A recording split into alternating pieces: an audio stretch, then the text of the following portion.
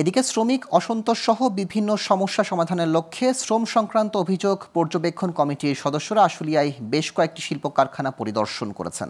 সকালে কারখানা পরিদর্শন শেষে কমিটির ১১ সদস্য বিভিন্ন পোশাক কারখানায় মালিক শ্রমিক সহ বিভিন্ন পর্যায়ের কর্মকর্তাদের সাথে মতবিনিময় করেন। এ সময় শ্রমিক অভিযোগ পর্যবেক্ষণ কমিটির আহ্বায়ক এবং শ্রম কর্মসংস্থানের অতিরিক্ত সচিব মোহাম্মদ সবুর জানান, দেশের শিল্প প্রতিষ্ঠান সুষ্ঠুভাবে পরিচালনার জন্য এই কমিটি গঠন করা হয়েছে।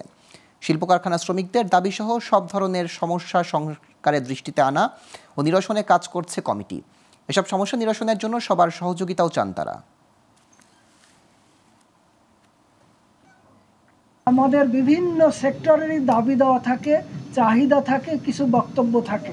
সেই বিষয়গুলো আমরা রাস্তায় না নেমে আমরা ফ্যাক্টরিতে দাবি দেওয়াগুলো যাতে জানাতে পারি, সেটা সরকারের কাছে যাতে আমরা পৌঁছাতে পারি এবং বিভিন্ন শিল্প সেক্টরের যারা নেতৃত্ব দিচ্ছেন তাদের কাছে যাতে পৌঁছাতে পারি, সেই লক্ষ্যে এই কমিটি গঠিত হয়েছে।